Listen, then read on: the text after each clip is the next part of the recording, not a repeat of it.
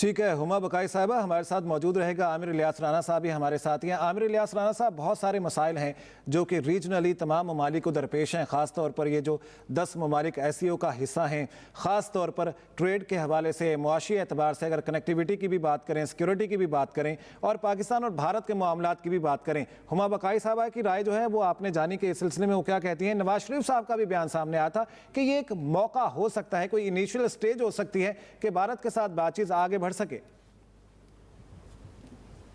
نہیں، ان کی تو بات چیت یہ آئی ہے نا کہ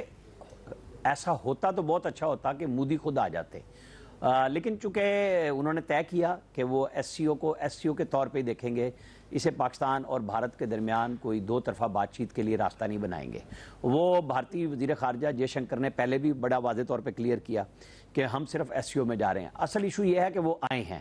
اور ان کی بالکل بیک گراؤنڈ میں جتنی مرضی کوششیں سفارتی سطح پہ ہوئی ہوں کہ یہ کانفرنس نہ ہو سکے یہاں پہ، اس کے لیے وہ ہر طرح کا پروپیگنڈا بھی کیا انہوں نے، وہ ملے بھی صحیح، لیکن اب ٹھیک ہے۔ جو ڈاکٹر صاحبہ بات کر رہی تھی اس لحاظ سے بہترین تھی کہ جو افغانستان کا ایشو ہمیں آ رہا ہے کہ رشیا اور چائنا اس وقت دونوں انفلوئنس کر رہے ہیں۔ ہم تو چائے پینے کے چکر میں ایسے خراب ہوئے ہیں کہ اپنے تعلقات بھی نہ رکھ سکے۔ ہمارے کیا تعلقات تھے کہ ہم پہ سارا الزام بھی آیا اور ہمارے اچھے تعلقات بھی برے میں بدل گئے کہ وہ TTP کو سپورٹ کر رہے ہیں وہاں بیٹھ کے، کہ طالبان کے ساتھ ہماری جو بہترین گڈ ول ہونی چاہیے تھی وہ ختم ہو گئی، اور اب ہمیں اس یعنی رشیا اور چائنا سے بات کرنی ہے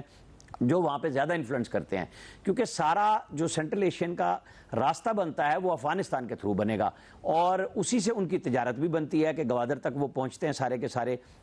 آپ کو یاد ہوگا ایک زمانے میں جب رشیا نے افغانستان پہ حملہ کیا تھا USSR کے نام سے، تو وہ گرم پانیوں تک پہنچنے کی کہانی تھی کہ گوادر تک پہنچا جائے، کہ قندھار سے راستہ بنایا جائے ساحلی پٹی کا اور وہاں پہنچا جائے سیدھا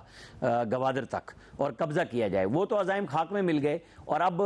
رشیا بھی دوستی میں آ گیا طالبان کے ساتھ اور چائنا بھی، وہاں پہ وہ پروجیکٹ بھی شروع کر رہے ہیں۔ تو اب یہی ایک اچھا ہے ریجنل کوآپریشن کے حوالے سے کہ افغانستان کا پورا سٹیٹس نہیں ہے، لیکن وہ سب اس خطے کے تو ممالک میں آ رہا ہے، اور یہی ان کے بھی حق میں ہے اور ہمارے بھی حق میں ہے کہ آپ انڈیا سے بات کر سکتے ہیں، آپ پاکستان سے کیوں نہیں کر سکتے؟ پاکستان نے کوئی ایسا نہیں کیا، لیکن جس طرح انہوں نے اسامہ بن لادن کے اوپر کیا تھا کہ نہیں ہم اس کو سائیڈ پہ نہیں کریں گے، بمباریاں کرا لی، تباہ کرا لیا، اب وہ TTP کے اوپر ہیں کہ جی یہ تو ہمارے الائی رہے ہیں۔ بھائی الائی ہیں تو ان کو ساتھ رکھ لیں، اپنے پاس سنبھال لیں، لیکن وہ پاکستان کے اندر حملے کرتے ہیں۔ ہمارا بھی تو اعتراض یہ ہے نا کہ یہ کام مت کریں۔ تو اب بہتری کی توقع ہونی چاہیے اس سمٹ سے بھی کہ اور راستہ بڑھے گا کہ پاکستان